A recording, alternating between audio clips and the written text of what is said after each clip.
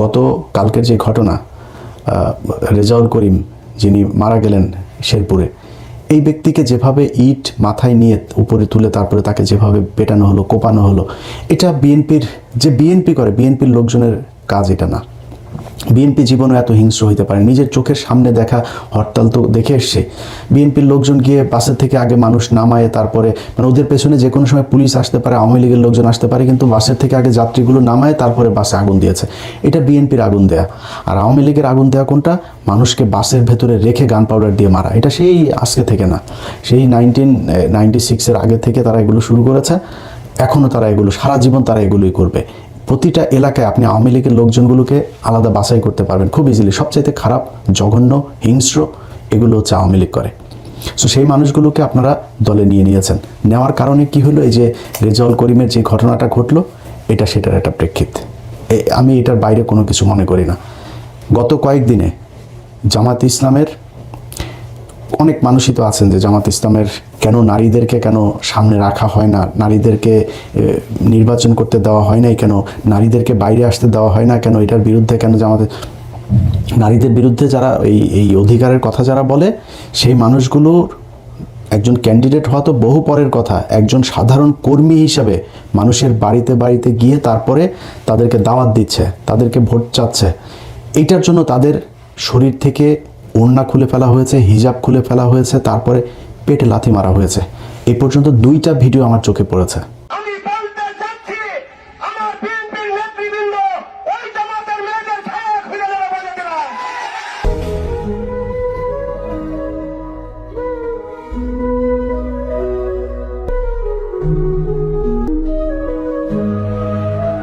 আচ্ছা, এখন এই বেশিরভাগ ক্ষেত্রে এই যে মহিলাদের উপরে যে নির্যাতনগুলো, যেই এই কী বলবো আক্রমণগুলো হচ্ছে না, এগুলোকে জায়েজ করার জন্য তারা একটা নতুন জিনিস বানিয়েছে। সেটা হচ্ছে যে এই মহিলারা নাকি গিয়ে জান্নাতের টিকিট বিক্রি করে, এই জন্য তাদেরকে মারতে হবে। 1 নম্বর কথা হয়েছে যে কোরআন, এই পুরো কোরআনটা একটা রাজনীতি। আপনার রাষ্ট্র শাসন ব্যবস্থা, রাষ্ট্র কিভাবে চলবে, সব কিছুই কোরআনের মধ্যে আছে। আপনি যদি কোরআন পড়েন, কোরআনের একদম শুরুর দিকের একদম শুরু প্রাথমিক যে ইয়েগুলো আয়াতগুলো নাজিল হয়েছে, সে আয়াতগুলোতে শুধু মানুষকে আপনার করা হয়েছে যে তাওহীদের দেওয়া হয়েছে, দাওয়াত দেওয়া হয়েছে, তাদেরকে এনকারেজ করা হয়েছে, জান্নাতের সুসংবাদ জানানো হয়েছে, আল্লাহকে কেন বিশ্বাস করতে হবে, এইসব বিষয়ে কথা বলা হয়েছে।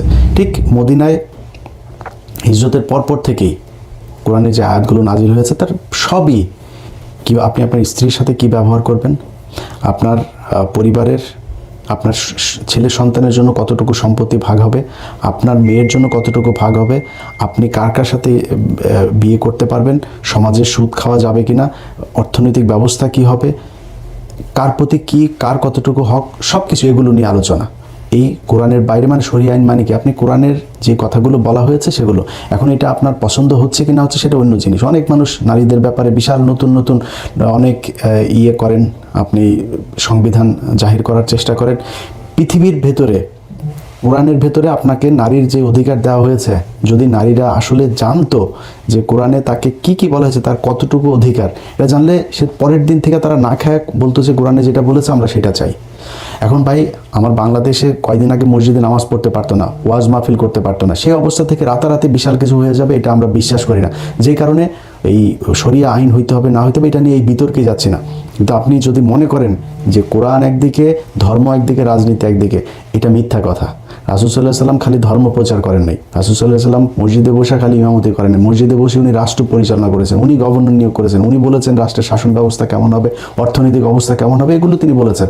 সো এটার সাথে এটা আলাদা করে কিছু বলা যাবে না। এখন আপনি কারে ভোট দিবেন, কারে শাসন ক্ষমতায় বসাইলে আপনি সেই আগের মতো সেরকম নারীদেরকে, রাসূল সাল্লাল্লাহু বলে গেছিলেন না যে মক্কা থেকে একজন নারী, একটু ভুল হইতে পারে সংশোধন করেন, একজন নারী মক্কা থেকে সিরিয়াতে যাবে, তার ভেতরে গভীর রাতে সে সিরিয়াতে যাবে, তার ভেতরে একমাত্র আল্লাহর ভয় ছাড়া পৃথিবীর কোনো ভয় থাকবে না। এত নিরাপদ একটা নারীদের জন্য একটা পৃথিবী তিনি গড়ে দিয়ে যেতে চান। সো আপনি সেই জায়গা থেকে এর চাইতে ভালো কোথায় পাবেন, কি পাবেন? তো এখন যদি আপনি মনে করেন যে ধর্ম একদিকে, রাষ্ট্র আর আরেকদিকে, না ভাই, আমি একজন মুসলমান হিসেবে মনে করি ধর্মের নামে রাজনীতি না, ধর্মটাই রাজনীতি। তো সেই জায়গাতে কারে ভোট দিলে আপনি ভালো শাসন ব্যবস্থা পাবেন, কারে ভোট দিলে আপনি আল্লাহর সন্তুষ্টি লাভ করতে পারবেন, জান্নাতের টিকিট মানে কি? জান্নাত কি বাংলাদেশের গুলিস্তানে আছে নাকি, যে আপনার বা ইন্ডিয়াতে আছে না, সৌদি আছে না, আমেরিকায় আছে? এটা তো জানি না, আপনার কেমনি টিকিট দেবে? তার মানে জান্নাতে যাওয়ার রাস্তা আপনাকে দেখাই দেবে, বা জান্নাতের আপনি ইসলাম আপনাকে যেভাবে একটা সুন্দর শাসন ব্যবস্থা দিতে পারে, এমন একটা শাসন ব্যবস্থা, যেটাই মনে করেন কারে দিলে পাবেন এটা আপনি জানেন। ধানের শেষে দিলে না দাঁড়িপাল্লায় দিলে, এটা আপনি চিন্তা করে নেন, এটা আপনার চিন্তার ভেতরে। কিন্তু আমি যদি এইটাকে বাদ রেখে যদি বলি যে জান্নাতের টিকিট বিক্রি করার এই কথা বলার কারণে জামাত ইসলামের কাউকে নির্বাচনী প্রচারণায় বাধা দেওয়া হবে, কোনো নারীর পেটে লাথি মারা এটা জায়েজ হবে, তাহলে চলেন আমরা বিএনপির পক্ষ থেকে কতজন এই পর্যন্ত জান্নাতের টিকিট বিক্রি করেছে সেটাও একটু শুনি। দোজখের মালিক আল্লাহ, বেহেশতের মালিক আল্লাহ, এই পৃথিবীর মালিক আল্লাহ, কাবার মালিক আল্লাহ। আরে ভাই, যেটার মালিক আল্লাহ সেটা কি অন্য কেউ দেওয়ার ক্ষমতা রাখে? রাখে না। তাহলে কি দাঁড়ালো? তাহলে সমাজকে শান্ত রাখার জন্য জিয়া রহমান কি করেছেন? তাই সমাজে খালেদা জিয়া কি করেছেন? তোমরা নয়, বরং শহীদ জিয়ার দল বলেই ব্যস্ত যেতে পারবে। আমরা ধানের শীষে ভোট দিলে আমরা জান্নাত পাবো, এটা আমরা বলতে পারি। বেগম খালেদা জিয়া যার নাম উচ্চারণ করলে মুখটা পবিত্র হয়ে যাবে। প্রেসিডেন্ট জিয়া বলতে শহীদ তারেক রহমান আর নাম উচ্চারণ করতে আমরা উল্টো করে করবে। হাতে মারা দল ধানের শীষে ভোট দিলে আপনারা অবশ্যই জনগণ ফেরত আশা করতে পারেন। শহীদ সাথে জিয়া রহমানের নাম নিয়ে করতে দিন। আমি মক্কা মনে করি সাধারণ তুদলির এই বাড়িটা আমি যার পায়ের নিচে আপনার সেই পুরুষ মানুষগুলো এখানে উপস্থিত আছে, তাদেরকে বলবো বাড়ি বাড়ি গিয়ে মা বোন চাচি খালাদের বলে দেবেন ভোট ধানের শীষে দিতে হবে। যদি খালেদকে ভোট না দেন, এই মহিলাদেরকে বলছি আপনারা জান্নাত পাবেন না। উমর রাদিয়াল্লাহু আনহু সাইকুলিফার এক খলিফা, আমার নেতা শেখ প্রেসিডেন্ট জিয়া রহমান সাইকুলিফার মতো একজন, আমার নেতা তারেক রহমান, হযরত আলী রাদিয়াল্লাহু আনহু, আমার নেতা মা ফাতেমা এবং খালেদা জিয়া। যারা পাল্লা মার্কে ভোট দিবে বরং এরা দুজনে যাওয়ার সম্ভাবনা বেশি। তো বিভিন্ন বাড়িতে যাইয়া আমাদের দামের শীতের পক্ষে কথা বলবে। শহীদ রাষ্ট্রপতি জিয়া রহমানের মার্কা, এটা আল্লাহ প্রদত্ত মার্কা। মদিনা ইসলামের চর্চা করি আমরা, মদিনা ইসলামে বিশ্বাস করি। শরিয়া আইনের ব্যাপারে ওটা বলেছে কিন্তু যে আমরা শরিয়া আইনে বিশ্বাস করি না। আচ্ছা, এগুলি এই যে জান্নাতের টিকিট বিক্রি করে তারপরে অনেক কথাবার্তা তারা বলেছে, এইভাবে করেও তাদের যখন কিনা দেখলো যে না হচ্ছে না, তো দিন দিন অবস্থা ভয়ঙ্কর দিকে যাচ্ছে, তখন তারা শুরু করলো কি আপনার নতুন করে মানুষের হাতে পায়ে ধরে কান্নাকাটি শুরু করলো। কোথাও যায় আপনার পায়ে ধরে, কোথাও কান্নাকাটি করে, এইগুলো করে মানুষের কাছে ভোট চাওয়া শুরু করলো।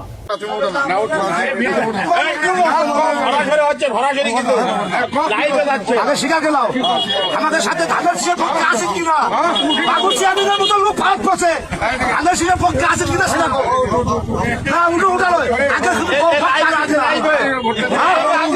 পক্ষে আছে তো আলহামদুলিল্লাহ। আচ্ছা, এগুলি কান্নাকাটি করেও যখন ভোট পাবে বলে মানুষের কাছ থেকে কথাবার্তা শুনে, ধরেন ভোট যখন চাইতে যায় রাস্তায়, তখন তো নিশ্চয়ই মানুষের তাকানো দেখলেই কিন্তু বোঝা যায় যে সে আমারে ভোট দিবে না আমারে দেখে কতটুকু সন্তুষ্ট হইলো, এটা বোঝা যায়। তো এটা তো তারা রাস্তাঘাটে বুঝে, এবং তাদের কিন্তু কিছু জরিপ টরিও, এই গোয়েন্দা সংস্থা সহ তাদের নিজস্ব কিছু জরিপেও আমরা কিন্তু এগুলো রেজাল্ট শুনছি। পরিস্থিতি খুব একটা ভালো না, বিএনপির জন্য খুব একটা সুখকর না। আমরা চেয়েছিলাম বিএনপি ক্ষমতায় আসুক, তারা সেই মাঠ নিজেদের চাঁদাবাজি, দখলবাজি, মানুষের উপরে অত্যাচার, মামলা বাণিজ্য এসব করে তারপরে তারা এই ভোট নষ্ট করেছে।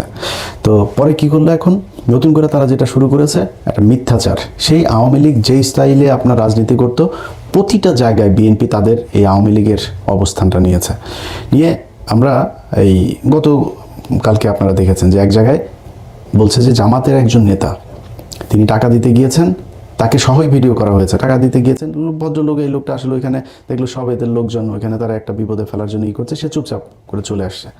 পেছনে থেকে অনেকগুলো লোক একসাথে এইভাবে টাকা বের করে দেখাচ্ছে যে এই যে তারা হচ্ছে গিয়ে টাকা দিতে যাচ্ছিল, তারা টাকা নেয়নি। তো আমি ভিডিওটা প্রথম দেখাই না, আমি একটু অবাক হলাম যে বাংলাদেশে এত ভালো মানুষ হয়ে গিয়েছে যে তাদেরকে টাকা দিচ্ছে, আর সবাই এসে সেই টাকা নিয়ে এসে এরপরে আর সবগুলো মানুষ একই সাথে, ধরেন জামাত যদি কাউকে টাকা দেয় গোপনে গিয়ে ঘরে গিয়ে আর টাকা দেবে হচ্ছে রাতের বেলা, যেটা আমাদের দেশে আমরা বিভিন্ন সময় দেখেছি। এই টাকা দেওয়ার রাজনীতি তো বহুদিন ধরে চলছে। তারা ঘরে রাতে গিয়ে টাকা দিয়ে আসবে, দিনের বেলায় টাকা দিচ্ছে, আর সব মানুষকে একসাথ করে তারপরে তারা এইভাবে টাকা দিচ্ছে। অবাক হইলাম। পরে জানা গেল কি ওইখানে ইউনিয়ন যুব দলের নেতা একজন আর স্বেচ্ছাসেবক দলের নেতা একজন, এই দুইজন সেখানে থেকে এই ওদের নিজেদের এবং সেখানে তারা যে তাদের হাতে টাকা দিচ্ছে সেটাও আবার এই ভিডিওতে দেখা গেছে। যে টাকা দিচ্ছে সে হলো ইউনিয়ন যুবদলের একজন নেতা, সে টাকা দিয়ে তারপরে জামাতের লোকটা এসছে ওদের এলাকাতে, যেখানে ধরেন বিএনপির ভোট আছে একটু বেশি ওদের এলাকার ভেতরে, সেখানে তারা এইভাবে পেয়ে তারপরে এইভাবে নাজেহাল করলো। সেই ভিডিওটা আপনারা দেখেছেন। আচ্ছা, এরপরে মেহেরপুরে জামাতের এক নেতা, তো ওইখানে বাংলা এডিশনের আবার জেলা প্রতিনিধি ছিল, সে ওই ইভেন্ট ম্যানেজমেন্ট এসবের কাজ করে। এখন এদেরকে গাড়ির ভেতরে ধরে তারপরে বানাইলো কি, বিএনপির কিছু এই সাংবাদিক আছে, এগুলো নিয়ে প্রথম আলো এগুলো সব নিয়ে তারপরে তারা বানাইলো এরা হচ্ছে গিয়ে দেশীয় অস্ত্রশস্ত্র নিয়ে যাচ্ছিল বিএনপি ক্যান্ডিডেটের সাথে। তো সেগুলো তো দেখা গেল কি অকি টকি আছে, তারপরে প্লাস তারপরে আরও মানে ইভেন্ট ম্যানেজমেন্টের কাজে যা ব্যবহার হয় এই জিনিসগুলো সেখানে আপনার দেখা গেল স্ক্রু ড্রাইভার এই জিনিসগুলো, সেখানে কোনো দা নাই, কোনো বটি নাই, কোনো কিছু নাই, কোনো পিস্তল নাই, কোনো কিছু নাই। সেটাতে বানানো হলো যে এটা হচ্ছে অস্ত্রশস্ত্র নিয়ে তারপরে যাচ্ছে।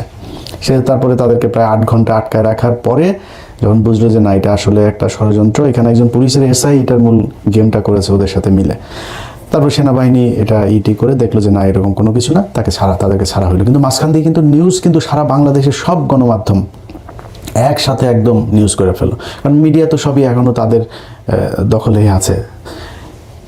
এরপরে সবশেষ ঘটলো চরমনাইয়ের এক মহিলাকে, হাত পাকার এক মহিলাকে ভোলাতে আপনার করলো, বলা হলো যে ওই যে এতদিন ধরে জামাতের মেয়েদের উপরে মহিলাদের উপরে যে মারামারি আক্রমণ হচ্ছে না, এটারে জায়েজ করার জন্য, কিছুটা হালকা করার জন্য তারা এক নতুন নাটক সাজিল। চরমনাইয়ের এক মহিলাকে জামাতের নেতারা আপনার ধরে পিটিয়েছে। তো সেই ভিডিওটা আপনারা নিশ্চয়ই সোশ্যাল মিডিয়াতে দেখেছেন। সেই ভিডিও দেখার আপনারা বলেন যে ভিডিওটা আপনারা দেখছেন, এই ভিডিওর মাঝখানে কোনো জায়গায় আপনি দেখেছেন যে জামাতের কোনো নেতা, এখানে দুইটা পক্ষ, একা যে ব্যক্তি সেই ব্যক্তি সম্ভবত চরমনাই, বা মানে দুইটা পক্ষের, এক পক্ষ জামাত এক পক্ষ চরমনাই, আমি এটা কনফার্ম হইতে পারিনি যে কোন পক্ষ কোনটা, কিন্তু যেই পক্ষই হোক মারামারিটা যে সেখানে হচ্ছে, সেই মারামারির ভেতরে পুরুষ, এখানে কোনো নারী নেই, কোনো নারীর উপরে কেউ গায়ে হাত তোলে নাই। অথচ সারা দেশের সব গণমাধ্যম একসাথে ছড়াইলো কি যে এই জামাতের নেতারা কর্মীরা চরমনাইয়ের হাত পাখার নারীর উপরে হামলা। ভাই আপনি তো ভিডিও দিচ্ছেন, আপনি নিউজে যে ভিডিওটা দিচ্ছেন সেইখানেই তো আপনি দেখছেন যে এটা যে কোনো নারীর উপরে হামলা হয় নাই, অথচ সেটা করলেন। কিন্তু জামাত ইসলামের যে নারীদের পেটে লাথি মারা হইলো, বুরকাকে টেনে খুলে ফেলা হইলো, তাদেরকে কিন্তু এই নিউজ কিন্তু বাংলাদেশের গণমাধ্যম করে নাই, এটা নিয়ে কোনো আলাপ আলোচনাও নাই। আপনার সাদ্দামের আপনার এই যে বাগেরহাটে জেলখানায় নিয়ে যাওয়া হলো, সেখানে পরে জানলাম সাদ্দামের যেই স্ত্রীকে বলছে যে স্বামীর শোকে স্বামীকে বের করতে না পেরে তারপরে তিনি বাচ্চাকে নিয়ে মারা গিয়েছেন। আসলে কারা মেরেছে সেটা একটা বড় প্রশ্ন। আরেকটা প্রশ্ন হচ্ছে যে সাদ্দাম বহু আগে থেকেই দুশ্চরিত্র, এবং এই স্ত্রীর সাথে তার সম্পর্ক খুব খারাপ ছিল, তার পরিবারের সম্পর্ক খুব খারাপ ছিল। আর তার আগের যে স্ত্রীরা ছিল তার সম্ভবত এই জাতীয় পার্টির এক নেতার মেয়েও তার স্ত্রী ছিল অনেক আগে, তারপরে আরও তার এমনি গার্লফ্রেন্ড এগুলো নিয়ে তার এলাকায় তার বিরুদ্ধে হত্যা মামলা আছে। এই আওয়ামী লীগের সময় সে মানুষকে হত্যা করেছে। সেই লোকের মহিলার অর্থাৎ পরিবার, এই সাদ্দামের পরিবার, ছাত্রলীগের যে নেতা, তার পরিবারই তার বউকে ঘরে জায়গা দিতে চায় নাই, নানান সমস্যা চলছিল, সেগুলো নিয়ে সে মানে পারিবারিক কলহে সে মারা গেল। তারপরে হইলো গিয়া তার লাশ আনতে দেয় নাই, তার এই প্যারোলে মুক্তি দেয়নি। প্যারোলে মুক্তির আপনি সময় মতো আবেদন না করলে আপনার মুক্তি দেবে কেমনে? আপনারা যদি দেখাইতেই না চাইতো, আপনাকে নিয়ে এসে আনার চাইতে আপনার কাছে জেলখানায় নিয়ে গিয়েছে। সরকারের যদি আন্তরিকতা না থাকে তাহলে আপনারা জেলখানায়, হাসিনার মতো অমানুষ হইলে আপনারা মানুষের লাশ দেন নাই, আপনারা জেলখানায় নিয়ে গিয়েছে আপনার স্বামী স্ত্রীকে। এই বাংলাদেশে বহু মানুষ তার স্ত্রী, সন্তান, অনেকের বাবা, তাদেরকে শেষ দেখা। ইলিয়াস আলী তার স্ত্রী দেখতে পেরেছে নাকি না? সবশেষ লাশ দেখতে পেরেছে? আপনারা তো জেলখানায় নিয়ে লাশ দেখানো হয়েছে, সেইটার এক বিশাল আওয়াজ তুলে তারপরে তার জামিন দেওয়া হলো। এখন জামিন দেওয়ার পরে সে তো কালকে মানুষ মারবে, ওর তো পেশাদার খুনি সে, তার আপনি ঠেকাবেন কিভাবে? এগুলো করা হচ্ছে। এইভাবে মিডিয়াকে কাজে লাগায় তারপরে জামাতের বিরুদ্ধে তারা যেই মানে নোংরা একটা রাজনীতি শুরু করেছে, মানুষ মারার যে রাজনীতি শুরু করেছে, এটাতে কিন্তু ভাই ভোট বাড়ছে না আপনাদের। আমি একটা জিনিস বললাম, নির্বাচনের এই আগের দিন থেকে 2024 সালের 5 আগস্ট পর্যন্ত আপনি প্রতিদিন যদি মাপেন, প্রতিটা সেকেন্ডে বিএনপি ক্ষতিগ্রস্ত হয়েছে, প্রতি সেকেন্ডে নিজেরা নিজেদেরকে ক্ষতিগ্রস্ত করেছে। চাঁদাবাজি, ধান্দাবাজি, খুন, মামলা বাণিজ্য থেকে শুরু করে যা যা আছে, আপনি এলাকার কোনো মানুষ যারা সরাসরি রাজনীতির সাথে জড়িত না, এখন সোশ্যাল মিডিয়া অনেক ভিডিওতে দেখা যায় যে এক জায়গায় গিয়েছে, ওই নাসিরউদ্দিন পাটোয়ারি এক জায়গায় গিয়েছে, আর মহিলারা বলছে হ্যাঁ আমরা সবাই ধানের শীষ। ভাই আপনি তো ধানের শীষ, এটা তো আমরা জানি, বাট একজন গৃহকর্মী যে কিনা সাধারণ ভোটার আপনার ওইখানে, তার ঘরে যায় তারপর শুনে আসেন যে আপনার মির্জা আব্বাসকে কতটুকু পছন্দ করে।